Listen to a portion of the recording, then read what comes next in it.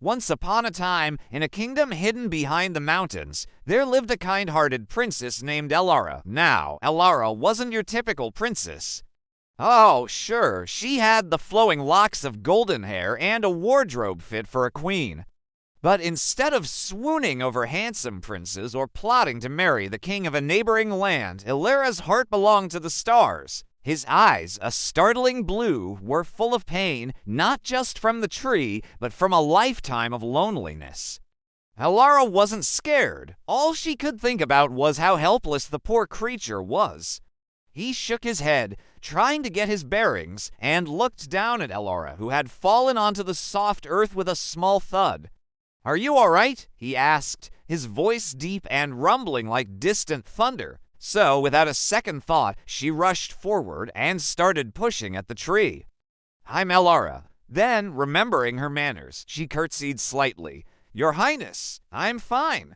Please call me by my name, Elara. There are no princes or princesses here." Slowly, the cold, dark forest around him began to bloom. Birds nested in the trees and wildflowers carpeted the ground. Even the gnarled, twisted branches seemed to straighten, reaching up towards the sun as if basking in its warmth. "Are you hurt?" She didn't see a monster, only a lonely creature trapped inside a prison of his own making. She didn't pity him or feel sorry for him. She just befriended him. In the morning, Elara slipped back into the palace unseen, leaving behind only a single white feather that had fallen from her cloak.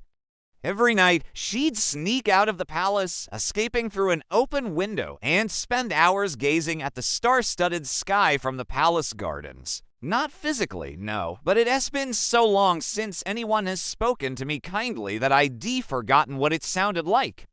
The two friends stared at each other, surprised. Neither had expected the curse to be broken, let alone by Elara's simple act of kindness. He hesitated, then added, "My name is Kale. Will you come back to my kingdom with me? I have a feeling we have a lot of catching up to do." A wide grin splitting his face, he swept Elara off her feet in a hug. "Thank you, Elara. I am forever in your debt," and said, "You deserve happiness too," and with those words, a golden light surrounded him. In moments, the beast was gone and Prince Kale stood before her, free at last. One night, while walking through the forest, she heard a roar that made her heart skip a beat. Curiosity got the better of her, and she followed the sound. The deeper she went, the more afraid she became. But the thought of something in peril spurred her on, and soon she came across a clearing. When they reached his kingdom, Elara became a queen of two realms, hers and his, and together they ruled with wisdom and kindness, proving that true magic lies in a pure heart. And so, the princess and the beast lived not just happily ever after, but bravely ever after.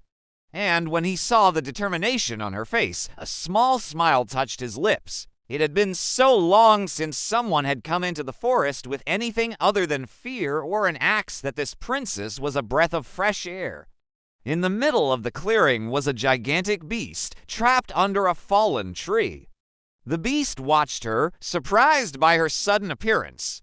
He was so used to scaring off intruders that he hadn't noticed her until she was right in front of him. Finally, with one last heave, the tree shifted and the beast was free. Elara, brushing off her dress, smiled back at him. The beast looked down at his paws, then back at her. "It's nice to meet you, Kale." A low chuckle rumbled in his chest.